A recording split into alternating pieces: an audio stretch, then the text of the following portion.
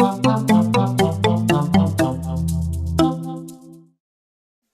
anime fans of a certain age, Tenchi Muyo is one of the greats. Seeing it late at night on Toonami and CNX, to getting videos and DVDs, it's a series which for many people ignited their passion of anime, and that's true of me. It was a show that had a heart. It wasn't a mindless comedy, nor a straight up action show, but a combination, and it was something that could be watched again and again. Tenchi Muyo is unique in that it is one of the few iconic anime franchises not based on a manga, instead stemming from its first series, the OVA. The show focused on Tenchi Masaki, a high schooler that finds himself in a space adventure with loads of alien women coming to live with him. If it sounds familiar, it's because that basic setup has been used a lot in the time since the show was released, but this was the one that really kicked it off. One of the advantages that Tenchi Muyo has as an original property is that it can reinvent itself as much as it wants. When the series was given a television show, they made a choice to reset the entire canon, bring over the same characters and settings, but tell a new story with them. This has become a recurring technique with the show, with many different canons existing within the framework of the universe. This gives the creators the unique opportunity to correct mistakes they had made in previous series without having to perform any kind of retcons or jump through narrative loops that other shows have to make in order to do the same thing.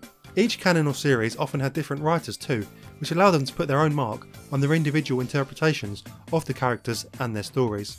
The TV show made a few subtle but important changes compared to the OVA. The first was that they dropped the direct familial links between Tenchi and Ayaka, instead making them much more distant in relation, in order to make their romance a little less weird. The OVA had many religious elements, with characters having divine powers and some even being gods, whereas the TV show dropped this to a more standard sci-fi reasoning. This affected some of the characters more than others, as Washu simply became a scientist, and Sasami was just a child. There were many other smaller changes to fit in better with being a TV show, like focusing more on the action and comedic elements, which work better in that format. Overall, it was a success. It carried over the elements of the OVA that people enjoyed and brought over its popularity, but managed to create something entirely new, rather than tell the same story in a different format. However, one major change was to the character of Mihoshi. Whereas most of the characters' personalities were unchanged in the move to TV, Mihoshi was transformed.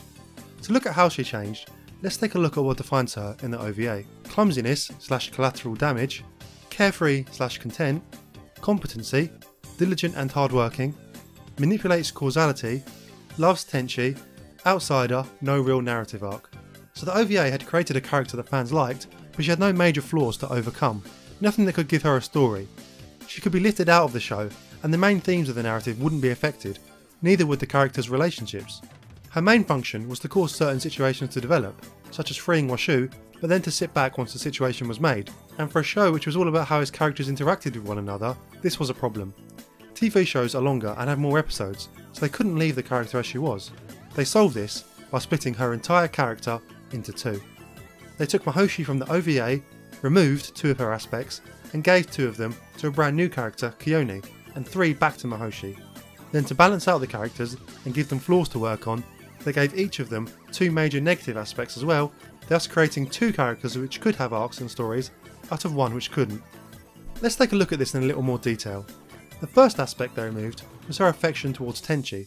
When I heard that it was Tenchi who saved me when I was just about to be sucked into a black hole, well, when I heard that, I thought he just might be my destiny. This is something that was followed through every canon and mirrored across some of the other characters like Washu. Whereas in the OVA, everyone seemed to be in love with Tenchi, it didn't really make much sense when it started to flesh out their characters, so they paired it back to just Ryoko and Ayaka. There was never any real reason for romantic attraction between Tenchi and Mihoshi, so it was simply removed, which was a good choice. The second was her status as an outsider without a narrative arc. While she is still somewhat less inside the group than some of the others, she has a specific narrative which focuses on her relationship with her partner Kiyone and her attempts to overcome her weaknesses. Her character arc becomes all about her relationship with her partner and how they both at the same time cause and solve each other's problems. Creating a character specifically for this purpose was the perfect way to create characters which had room for development throughout the series. Both of these traits were simply removed entirely, not given to any other character. So those were the traits that were removed entirely, but what about the ones that remained? The 3 aspects that remained of the character were her clumsiness, effect on causality, and carefree nature. These traits are fundamental to Mahoshi's personality, so they couldn't be removed without making her unrecognisable. An emergency call.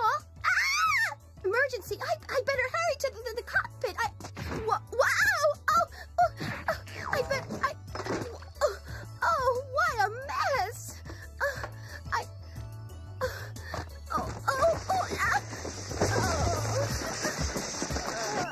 In the OVA, she's shown to be very clumsy. If she is competent, she still gets the job done.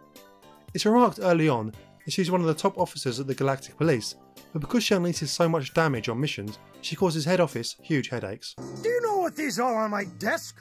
Misconduct reports? There seem to be quite a lot of bills as well. Oh. And most of those are the result of the actions of a single officer. And that would be Mihoshi? You got it.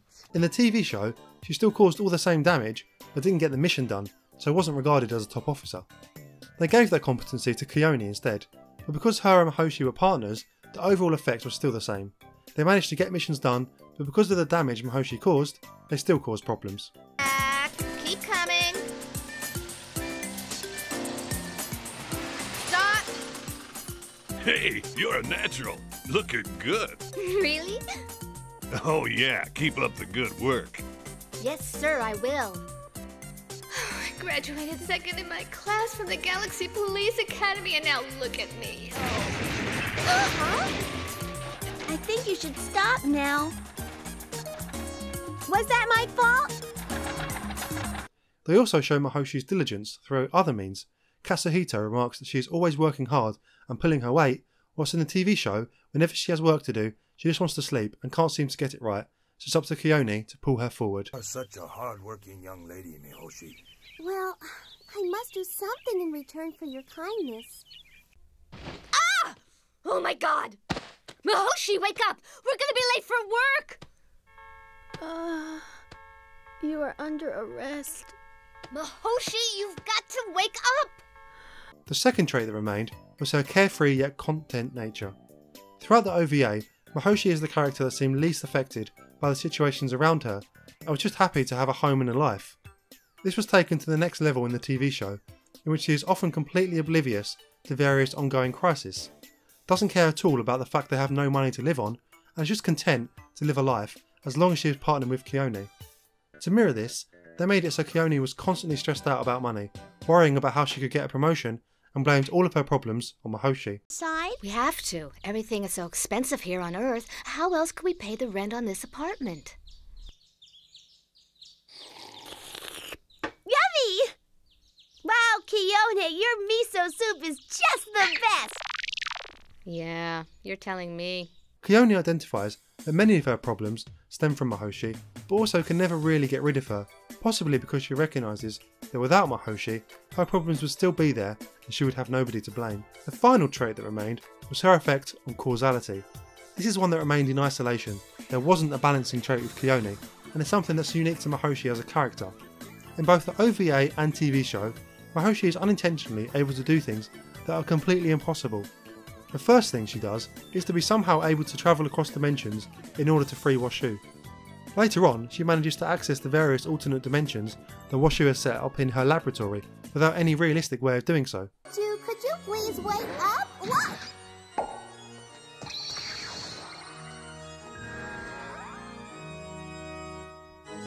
Oh no, where did it go? What is this? Where am I? Hey!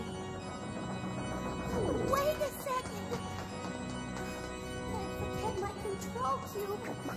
This trait continues in the TV show and is mainly used for comedic effect. Mihoshi is so clumsy and carefree, she can somehow evade all laws of physics and the universe simply because she doesn't think about them. They first experimented with this new version of Mihoshi and her new partner Kiyone in the OVA Mihoshi Special. It wasn't meant as a new canon, but a one-off story featuring the characters. It worked to an extent, but it was clear that they hadn't committed to the changes entirely, as this special episode took place in between the OVA series and was still experimenting with the best way to change Mihoshi and introduce Kiyone, who was not then introduced back into the OVA. It was the first step though, and an important moment for the character. Doing this kind of change in a one-shot meant they could experiment without having to change anything that was established, and it was the best forum to do so. They took the lessons they learned from this and applied it to the TV show. As discussed above, these changes worked, creating two balanced characters out of one that didn't have much of a journey. This was a gamble to change one of the main cast, but it paid off, and the two characters became essential to the story and to Tenchi Muyo as a whole, with Kiyone retaining her place in future canons and spin-offs. This new version of Mihoshi became the only version of Mihoshi, and later on when they returned to make more episodes in the OVA canon, Mihoshi had taken on aspects of this new character that she didn't have before, cementing this as the new interpretation of the character. It's an interesting little story in anime history, how they managed to split a character into two to improve their methods of storytelling, and I think it was one that worked quite well. Thanks for watching this video. If you liked it, please be sure to give it a like and subscribe to my channel for more content like this. YouTube has a habit of not recommending my videos very often, so if you like what you see, click the notification bell next to the subscribe icon so you'll be notified when I release something new. I also have Discord links in the description if you'd like to come and have a chat. Goodbye!